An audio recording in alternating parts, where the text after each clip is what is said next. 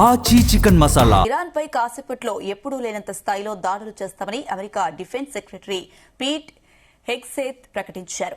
తాము అనుకున్న సమయానికే ఇరాన్తో యుద్దం అవుతామని తెలిపారు. ఇక ట్రంప్ హెచ్చరికలను ఇరాన్ కొత్త సుప్రీం లీడర్ మొజాబా అర్థం చేసుకుంటే మంచిదని సూచించారు. మరోవైపు యుఏఈలోనే అతిపెద్దదైన రువాజ్ ఆయిల్ రిఫైనరీపై డ్రోన్ల దాడి జరిగింది. దీంతో రిఫైనరీ తాత్కాలికంగా మూతపడింది.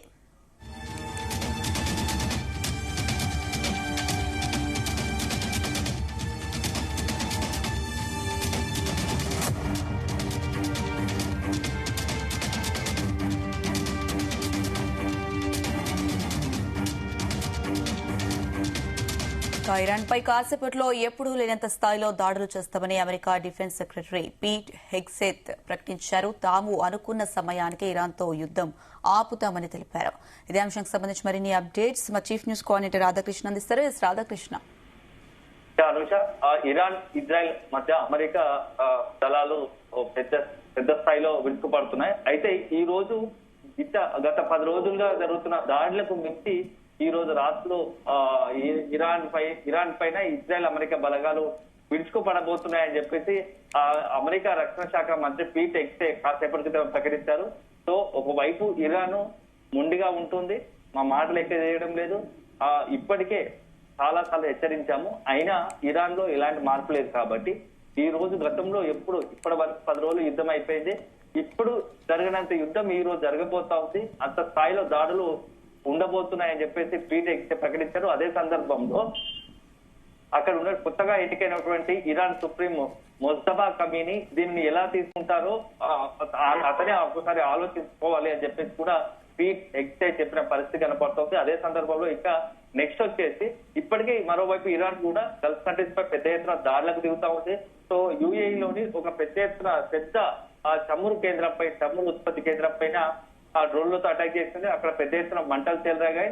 సో ఇప్పుడు ఆ చమురు ఉత్పత్తి కేంద్రాన్ని తాత్కాలికంగా కూడా మూసివేయడం జరిగింది. సో ఒకవైపు ఏమో ఇజ్రాయెల్ అమెరికా హెచ్చరికలు, మరోవైపు లెక్క చేయకుండా ఇరాన్ దాడులు, ఇవన్నీ కలిసి కూడా మొత్తం యావత్ ప్రపంచానికే ఒక రకంగా ఇప్పుడు ఆ చమురు సంక్షోభంలో గ్యాస్ సంబంధించి అంటే సహజ ఇంధన వనరులు ఏదైతున్నాయో వాటికి సంబంధించి కొరత ఏర్పడే అవకాశం కనబడుతూ ఉంది.